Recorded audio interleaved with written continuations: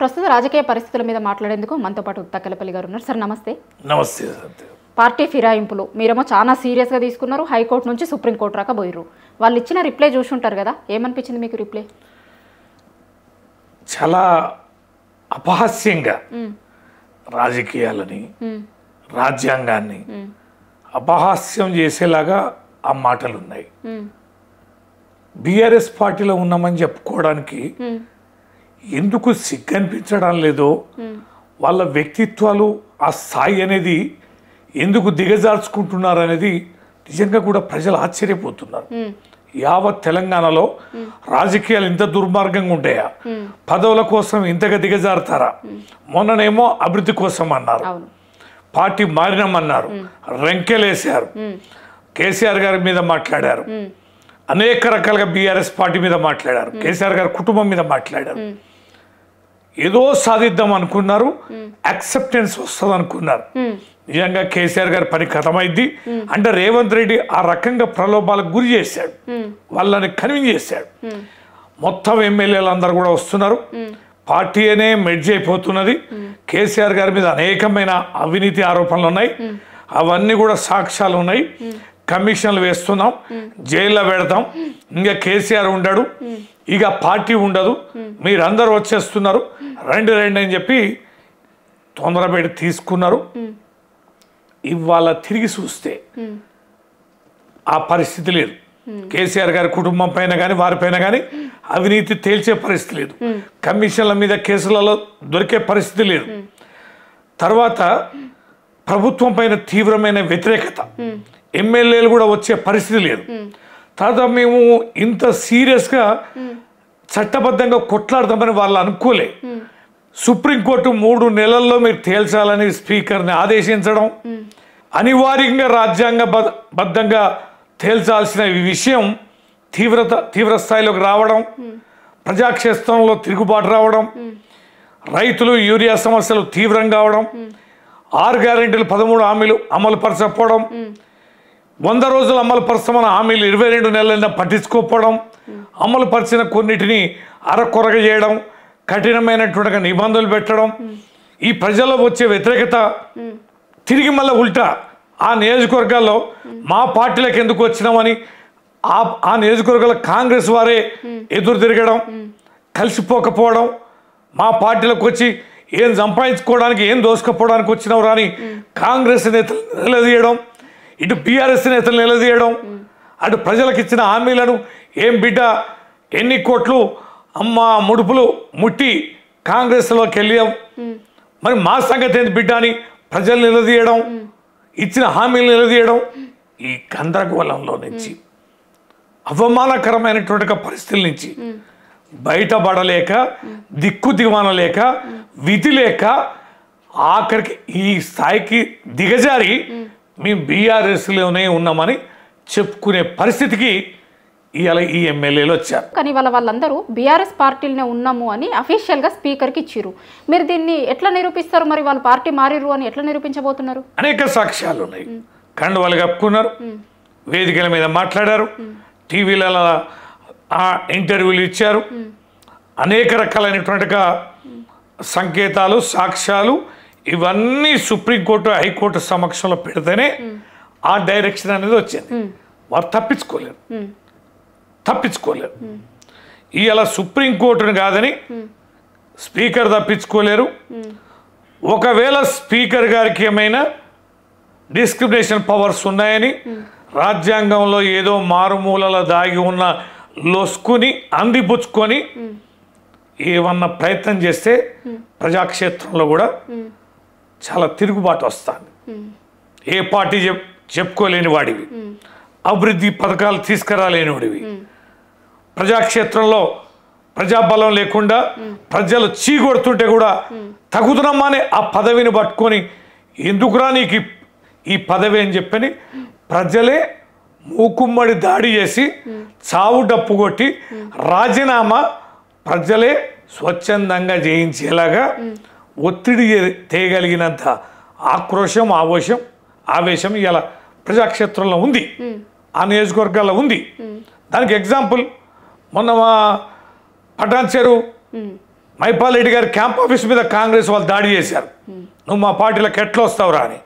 బాన్సువాడలో పోచారం శ్రీనివాసరెడ్డి గారు కాంగ్రెస్ నేతలు ఎక్కడికక్కడికి ఎవడరా నువ్వు మా పార్టీ అని, మా పార్టీ ఎట్లా రాజీనామా చేసినవరా బిడ్డ అని వాళ్ళు. తర్వాత కడియం శ్రీహరికి అదే పరిస్థితి వస్తుంది. మొన్న షేర్లింగం పెళ్లిలో గాంధీ గారికి అదే పరిస్థితి, ప్రకాష్ గౌడ్ గారికి అదే పరిస్థితి, భద్రాచలంలో తెల్ల వెంకట్రావు గారికి అదే పరిస్థితి. వారి నియోజకవర్గాల్లో కాంగ్రెస్లో వ్యతిరేకత వస్తుంది, బీఆర్ఎస్లో వ్యతిరేకత వస్తుంది. బీఆర్ఎస్ అంటాడు కదా, ఇక మేము బీఆర్ఎస్ వాళ్ళం పోతాం, మా పార్టీ కేడర్ పోతుంది, రారా బిడ్డ బయటికి రా. మీ పార్టీ అంటారు మొన్న మరి మీరు ప్లీనరీకి దానికి ఇన్వైట్ చేసినారా ఈ ఎమ్మెల్యేలని? రావాలి కదా వారు చేసినట్టున్నారు కదా. మేము ఎమ్మెల్యేలందరికి సమాచారం ఇచ్చినాం. వీళ్ళకి కూడా ఇచ్చారా? వీళ్ళకి ఎట్లా ఇస్తామండి? ఆల్రెడీ అసెంబ్లీలో కాంగ్రెస్ వాళ్ళతో కూర్చుంటున్నారు, కాంగ్రెస్ కండోలే కప్పే, మొత్తం ముఖ్యమంత్రిని తీసుకెళ్లి సభలే పెట్టి బాజాబ్తో మేము కాంగ్రెస్లో చేరినాం మీకోసమే అభివృద్ధి కోసం అని చెప్పబట్టి అన్ని సాక్ష్యాలు ఉన్నాయి కదా. మరి వాళ్ళు బీఆర్ఎస్ మునగాళ్ళు అయితే మరి సభకి ఎందుకు రావాలి కదా. తెలంగాణ భవన్కి ఎందుకు రాలే? ఈ నిమిషం వరకు తెలంగాణ కార్యక్రమాల్లో ఎందుకు పాల్గొంటాలి? రైతులు ఇంత యూరియా కోసం గోసపడుతుంటే, యూరియా పోరాటం కోసం యూరియా కోసం రైతుల పక్షాన మా ఎమ్మెల్యేలు పోరాటం చేస్తుంటే ఈ 10 మంది ఎమ్మెల్యేలు ఎందుకు పోరాటం చేయాలి? ఒక్క విజువల్ చూపించండి. కాంగ్రెస్ కండువా కప్పి కాంగ్రెస్ సభలల్లా ఎన్ని కార్యక్రమాల్లో పాల్గొన్నట్టు చూపించమంటారు? మా లెజిస్లేచర్ పార్టీ మీటింగ్లలో కేసీఆర్ గారు పెట్టారు, వచ్చారా? మా లెజిస్లేచర్ పార్టీ మీటింగ్ రాలే కదా. ఇవాళ అంతేందుకు సరిత గారు, పోచారం శ్రీనివాసరెడ్డి గారు క్యాబినెట్ హోదా పదవి ఇచ్చారు కదా, అగ్రికల్చర్ డిపార్ట్మెంట్. ఎస్, సిగ్గుండాలి కదా. ఇంకా ఆ పదవి ఎవరిస్తారు? మా దగ్గర పట్నం Mahender Reddy MLC BRS local body నుంచి గెలిచారు, ఆయనకి ఏం పదవి ఇచ్చారు? చీఫ్ విప్ ఇచ్చారు. చీఫ్ విప్ ఎవరిస్తారు? ప్రోటోకాల్ ఉన్న పదవి ఎవరిస్తారు? అధికార పార్టీ వాళ్ళు ఇస్తారు. ఏం పార్టీ ఆయన? ఇంతకన్నా మించి సాక్ష్యాలు కావాలా స్పీకర్ నిర్ణయం తీసుకోవడానికి?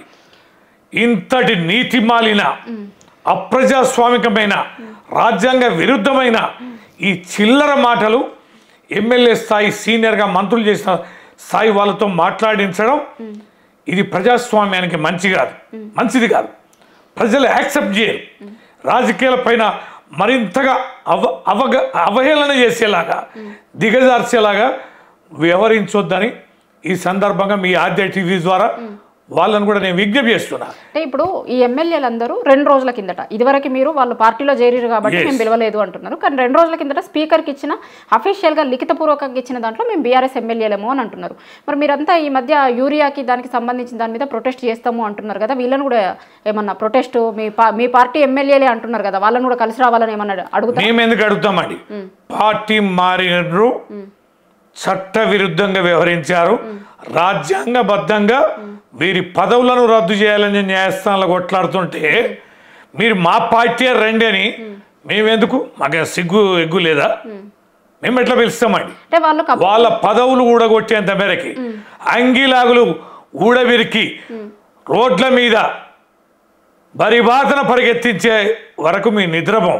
వారు పదవులను ఉంచి కాదు, స్వచ్ఛందంగా రాజీనామా చేస్తారా లేకపోతే ఈ పదవులను పట్టుకొని ఎట్లా తిరుగుతారో చూస్తాం.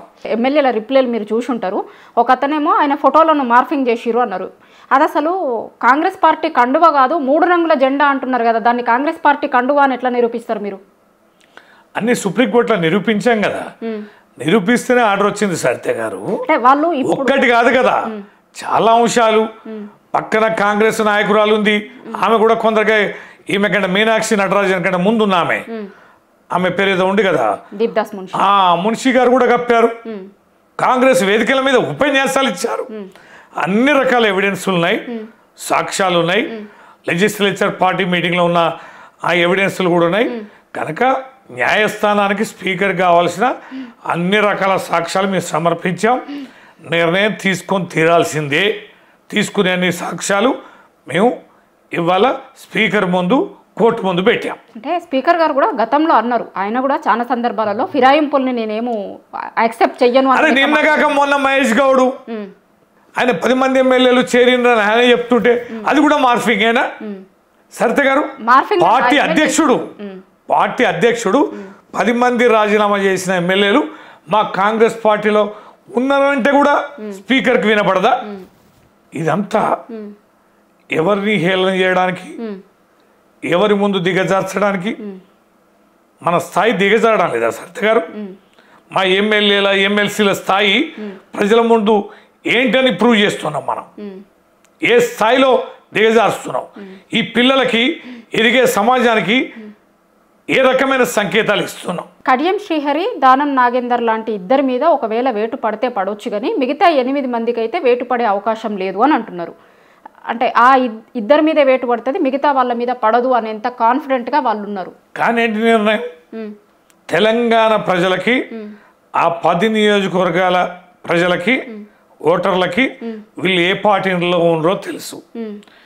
ఇద్దరి మీద వేడుబడి 8 మంది తప్పించుకోవడానికి ప్రయత్నం చేస్తే ప్రజాక్షేత్రం ఉండదా? ప్రజలు ఉండరా? ఏ రకంగా ఊరుకుంటారు అనుకుంటున్నారు సరిత గారు?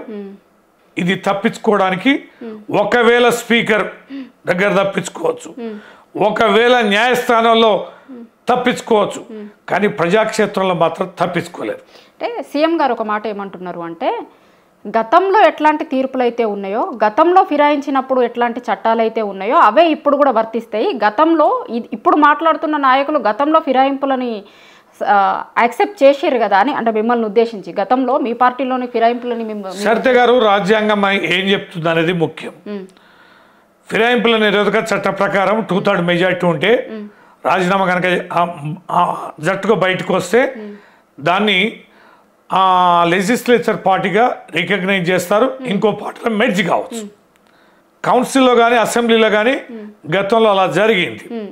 2/3 మెజార్టీ వచ్చారు కాబట్టి చట్టబద్ధంగా బీఆర్ఎస్లో కలిశారు. దానివల్ల ఏమైంది? వాళ్ళు కోర్టుకు వెళ్ళలేకపోయారు. లేకపోతే నిజంగానే మేము ఫిరాయింపుల చట్టం అయ్యాలి కూడా ఉంది కదా, ఇదే రాజీవ్ గాంధీ గారు తెచ్చిన ఫిరాయింపుల నిరోధక చట్టమే కదా. మరి ఆయనదే కాంగ్రెస్ నేత తెచ్చిన, కాంగ్రెస్ ప్రభుత్వంలో తెచ్చిన ఈ చట్టం మరి వారెందుకు పోరాటం చేయలే? ఇవాళ ఆ చట్టాన్ని వీళ్ళు ఇవాళ ఎందుకు మరి అధిగమిస్తున్నారు? అంతెందుకు సరిత గారు, ఎన్నికల సందర్భంలో ఏం చెప్పారు రేవంత్ రెడ్డి గారు పిసిసి అధ్యక్షుడిగా? 19 మంది మా పార్టీ నుంచి పార్టీ మారిన ఎమ్మెల్యేలని చిత్తుగా ఓడించండి, అసెంబ్లీ గేట్లు కూడా దాకించండి, నేను మీకు హామీ ఇస్తున్నా, ఈ తప్పు మేము చేయం, ఒకవేళ ఈ తప్పు మేము కూడా చేస్తే రాళ్లతోటి కొట్టి తరిమి చంపండి, మీకు హామీ ఇస్తున్నా అన్నాడు. నువ్వు అన్నదే కదా, మీ పార్టీ ప్రభుత్వం చేసిన చట్టమే కదా, మరి నీ మాట నమ్మే కదా మరి పార్టీ మారిన ఎమ్మెల్యేలు కూడా ప్రజలు ఓడించారు. ఇంతకంటే సిగ్గు, శరం, లజ్జ ఇంకేమని ఉంటుందా? నువ్వు ఆ యొక్క పిలిపించినందుకు మరి కాంగ్రెస్ నుంచి పార్టీ మారి మా పార్టీలో చేరిన వాళ్ళు గెలిచారా? ఓడినరు కదా. అంటే ప్రజలు దాన్ని మెచ్చుకోవడం లేదు, దాన్ని ఒప్పుకోవడం లేదు అనేది అర్థమైంది కదా. పార్టీ మారడాన్ని ప్రజలు సహించరు అనేది నెంబర్ 1. నెంబర్ 2, చట్టం చేసిందే కాంగ్రెస్ ప్రభుత్వం పార్టీ కదా. నెంబర్ 3, నువ్వే రాళ్లతోటి తన్ని తరిమి కొట్టమని చెప్పావు కదా, మరి నువ్వే కదా ముఖ్యమంత్రి, మరి నువ్వే కదా కండువ కప్పింది. ఎన్ని అంశాలు రిజిస్టర్ కాలేదా? మర్చిపోయినాం అనుకుంటున్నారా? ఇవన్నీ కూడా గుర్తున్నాయి. ఇవన్నీ కూడా రాబోయే రోజుల్లో సజీవ సాక్ష్యాలుగా ఏం జరగాలో అవి జరిగి తీరుతాయి. చివరిగా ఇప్పుడు మీరు హైకోర్టుకు పోయారు, దాని నుంచి సుప్రీంకోర్టు దగ్గర 2 ఏళ్ళు గడిచింది. ఇప్పుడు వాళ్ళు ఇచ్చిన ఆన్సర్తోనే ఇంకొక 3-3.5 ఏళ్ళు గడుస్తుంది అనే ఆన్సర్ కూడా అటువైపు నుంచి వస్తుంది. అది కాకుండా ఉండేందుకు మీరు ఏం చేయబోతున్నారు? ఎట్లా వీళ్ళ మీద ఫైట్ చేయబోతున్నారు? ఏంది కొట్లాడతాం? అంతగా ఏముండదు సరితే గారు. న్యాయస్థానాల్లో ఇంకా 3 ఏళ్ళు అనేది ఈ జాగరణ జరుగుతుంది కనుక సుప్రీంకోర్టు ఇన్వాల్వ్ అయింది, క్లియర్గా మెన్షన్ చేసింది. ఏం నిర్ణయం తీసుకుంటారు అనేది స్పీకర్ ఈ నెల 30 వరకు డెడ్ లైన్ ఉంది కాబట్టి నిర్ణయం తీసుకుంటారు. స్పీకర్ నిర్ణయం కనుక సానుకూలంగా లేకపోతే మేము సుప్రీంకోర్టును ఆశ్రయిస్తాం, చట్టపరంగా మేము కొట్లాడతాం. ఒకవేళ చట్టపరంగా మీరు అన్నట్టుగా ఇంకా కాలయాపన జరిగే అవకాశం ఉంటే నిరంతరం పోరాటం చేస్తాం ప్రజాక్షేత్రంలో. ఈ ఎమ్మెల్యేలు ఏ పార్టీ అని నిలదీస్తారు. మా పార్టీ కాదన్నావు కదా అని కాంగ్రెస్ వాళ్ళు నిలదీస్తారు. మా పార్టీ కదా బిడ్డ రా మా పార్టీ చలో అని చెప్పని బీఆర్ఎస్ పార్టీ వాళ్ళు కూడా ఎండబడతారు. ఎంతటి దిగజారుడు బతుకు అవసరమా అని తలుపేసుకొని బోర్న ఏడ్చి రాజీనామా చేసే స్థాయి దానక మా వ్యూహం మా ఆలోచనలు మాకుంది. అంటే మీరు చాలా ఏండ్ల నుంచి రాజకీయాలలో ఉన్నారు కదా, అధికార పార్టీలో ఉన్నోళ్ళు ఎప్పుడైనా సరే ఎన్నికలకు అధికార పార్టీకి ఉండే ఫ్లెక్సిబిలిటీస్ చాలా ఎక్కువ ఉంటాయి కాబట్టి అధికార పార్టీలో ఉన్నోళ్ళు ఉప ఎన్నికలకు పోవడానికి అంతగా భయపడరు ఎప్పుడైనా సరే వాళ్ళకు ఉండే ఫ్లెక్సిబిలిటీల దృష్ట్యా. కానీ మీ ఇన్నేళ్ల రాజకీయ జీవితంలో ఇట్లాంటి పరిస్థితిని చూసిరా, అధికార పార్టీలో చేరి ఎన్నికల కోసమని మేము లేదు ఆ పార్టీలో లేము ఇదే పార్టీలో ఉన్నాము అని చెప్పే పరిస్థితి గతంలో ఎప్పుడన్నా ఉండేనా? మీరు మంచి ప్రశ్న వేసారు సరిత గారు. ఇవాళ లోకల్ బాడీ ఎలక్షన్స్ ఎందుకు పెట్టడంలే? ఎంత ఇబ్బంది అవుతుంది తెలుసా సరిత గారు? యావత్ తెలంగాణలో గ్రామాలలో ట్రాక్టర్లది పెద్ద ఇష్యూ ఉంది. డీజిల్ పోయలేని పరిస్థితి, జీతాలు ఇవ్వలేని పరిస్థితి, చెత్త తీయలేని పరిస్థితి, సర్కార్ తుమ్మలు మొలుస్తున్నాయి, విపరీతమైన దోమలు. ఏ మున్సిపాలిటీ అయినా యావత్ తెలంగాణ మీ ఆద్య టీవీ తీసుకెళ్ళి మొత్తం కూడా మున్సిపాలిటీ హైదరాబాద్ ఇప్పుడు ఇది సెంట్రల్లీ లొకేటెడ్ ఏరియా, విఐపీలు ఉండే ఏరియా. అన్ని బజార్లు మీరు తిరిగి చూడండి, ఒక మెయిన్ రోడ్ల మీద తప్ప మిగతా చోట్ల విపరీతమైన గబ్బు, చెత్త చెదారం, ఫాగింగ్ లేదు, విపరీతమైన దోమలు. ఏ ప్రభుత్వ హాస్పిటల్ అయినా ప్రైమరీ హెల్త్ సెంటర్ల కాంచి, ఏరియా హాస్పిటల్ కాంచెలి, జిల్లా హాస్పిటల్ కాంచెలి, నిమ్స్ కూడా పోయి చూడండి, లక్షలాది మంది ఇలా విష జ్వరాల బారిన పడ్డారు. కారణం ఏంటి? స్థానిక ఎన్నికలు పెట్టకపోవడం వల్ల, ఫైనాన్స్ కమిషన్ కేంద్రం నుంచి రావాల్సిన నిధులు రాకపోవడం వల్ల, అభివృద్ధి కార్యక్రమాలు మొత్తం కూడా ఆగిపోయి చెత్త చెదరం తీయలేక, వాళ్ళకి జీతాలు ఇవ్వలేక అరిగోస పడుతున్నారు. ఎందుకు అంటే లోకల్ బాడీ ఎలక్షన్స్ కానీ పెడితే మేము గెలవమని. అందుకనే దాన్ని బీసీ అని ఇంకోటని రకరకాల కారణాలతోటి వాయిదా ఇస్తున్నారు. మొదటి అంశం.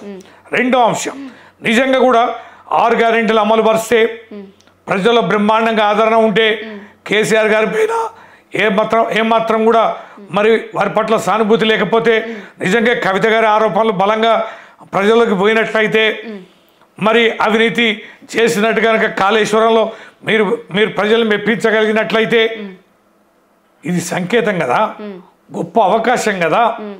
రాజీనామా చేయించి 10 ఎన్నికల్లో కనుక గెలిస్తే, అసెంబ్లీలో గెలిస్తే రారాజులాగా 3 ఏళ్ళు బ్రహ్మాండంగా తిరుగు లేకుండా మరి అధికారులు ఉండొచ్చు కదా, పెట్టవచ్చు కదా, రెఫరెండంగా తీసుకోవచ్చు కదా. లోకల్ బడి పెట్టాం పాపం ఆ ఎమ్మెల్యేలతోటి నానా కబుర్లు చెప్పి పార్టీలో చేర్చుకొని దిక్కు దివాన లేకుండా మేము బీఆర్ఎస్లోనే ఉన్నామని చెప్పుండ్రా అని దిగజార్చి చెప్పించుకునే దుస్థితికి ఇవాళ తెచ్చుకుందామంటేనే ప్రజల్లో నువ్వు ఎంత పల్సనైనావు, ప్రభుత్వం పైన ఎంత వ్యతిరేకత ఉందనేది దీన్ని మించిన సంకేతం ఇంకోట్లేదు. అంటే పెట్టడానికి వాళ్ళకి ఏమి ఇబ్బంది లేదట. వాళ్ళు ఇచ్చిన 42% రిజర్వేషన్లు ఇస్తాం లోకల్ బాడీలలో అన్నారు కదా, దానికోసం లేట్ అవుతుంది లోకల్ బాడీ ఎన్నికలు పెట్టడం. ఎట్లా చేస్తారు సరిత గారు? ఎట్లా సాధ్యమైంది సరిత గారు? ఇప్పుడు 50% రిజర్వేషన్ దాటకూడదు అనేది సుప్రీంకోర్టు క్లియర్ డైరెక్షన్ ఉంది. ఆ డైరెక్షన్ తోటి మనం ఆ చట్టం చేసే పరిస్థితి లేదు. సుప్రీంకోర్టు ఏమన్నది, పార్లమెంట్లో చట్టం చేయండి పెంచుకోండి, కానీ ఇప్పుడున్న చట్ట ప్రకారం నిబంధన ప్రకారం 50% మించడానికి వీలు లేదని క్లియర్ డైరెక్షన్ ఇచ్చింది. కేంద్రంలో ఉన్న బీజేపీ ప్రభుత్వం పార్లమెంట్లో చట్టం చేయాలి, చేయలే కదా. మరి చేయకుండా రాష్ట్రం ఎట్లా చేస్తుంది? ఒక రాష్ట్ర ప్రభుత్వం చట్టం ఎట్లా చేయగలుగుతుంది? 42% రాజ్యాంగబద్ధంగా ఎట్లా అమలు చేయగలుగుతుంది? ఆర్డినెన్స్ తో చేయొచ్చు అంటున్నారు కదా వాళ్ళు, అందుకే ఆర్డినెన్స్ తీసుకొచ్చినామని కూడా చెప్తున్నారు కదా. ఆర్డినెన్స్ రాలేగా, ఆర్డినెన్స్ రాలేగా, చేసి పంపించారు గవర్నర్ కి. అవును, అమలు పరచాడు కదా.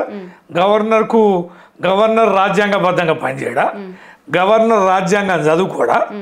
గవర్నరు రాజ్యాంగంలో ఏం రాసిందో దానికి మించి గవర్నరు సంతకం వేసి ముద్ర గుర్తాడా? వేలు ముద్ర కాడా ఏమన్నా గవర్నర్? బుద్ధి ఉండాలి మాట్లాడడానికి. ఇట్లాంటి చిల్లర మాటలు, చిల్లర అభిప్రాయాలు, ఇంతటి దుర్మార్గమైన ఆలోచనల్ని ప్రజల వద్దకు తీసుకెళ్ళడానికి సిగ్గుండాలి అని అంటున్నాను. అంటే సాధ్యం కాదు అంటున్నారు. అసలు సాధ్యం కాదు, సాధ్యం కాదు సరిత గారు. సాధ్యం అయితే ఒక అవకాశం ఉంటుంది. 42% రాజకీయ పార్టీలు అమలు పరుచుకోవచ్చు. అట్లాంటి బీఆర్ఎస్ ఎప్పుడో 50-60%, 60% పైన బీసీలకు ఇచ్చిన ఉన్నాయి. లోకల్ బాడీ ఎంపీపీలు, జెడ్పీటీసీలు అవన్నీ మిగతా ఎన్నికలు చూస్తే మేము ఆ మధ్యకాలంలో చెక్ చేస్తే దాదాపుగా 63-64% బీసీలకు ఇచ్చిన చరిత్ర బీఆర్ఎస్కు ఉంది. కనుక ఆ ఎజెండాను అమలు పరచలేదు అంటే మనం ఇప్పుతాం. అరే పిచ్చోడా ఇయ్యాల నువ్వు ఇచ్చుడేందిరా, ఏనాడో బీఆర్ఎస్ దీన్ని అమలు పరిచిందని. మేము రిజర్వేషను నామినేటెడ్ పదవులు కూడా ఇచ్చినాం సరిత గారు. మార్కెట్లలో కూడా మహిళలకి, బీసీలకి, ఎస్సీలకి, ఎస్టీలకి నామినేటెడ్ పదవులలో కూడా మేము అవకాశం కల్పించాం. కేసీఆర్ గారు కల్పించారు. అది ఏ ప్రభుత్వం కూడా చేయలే. ఎన్టీ రామారావు గారు స్థానిక ఎన్నికల్లో రిజర్వేషన్ కల్పించారు, కానీ కేసీఆర్ గారు నామినేటెడ్ పోస్టులలో కూడా రిజర్వేషన్ అవకాశం కల్పించారు. మా గొప్ప నేత. అందుకనే కేసీఆర్ గారు ప్రయత్నం చేయలేదని కాదు, వీరి ప్రయత్నం ఇలాంటి మాయ మాటలు, ఇలాంటి చిల్లర మాటలు చెప్పి ప్రజల్ని తప్పుదోవ పట్టించి కాలయాపన చేయడం తప్ప మరొకటి కాదు. Thank you sir. Thank you. నమస్కారం.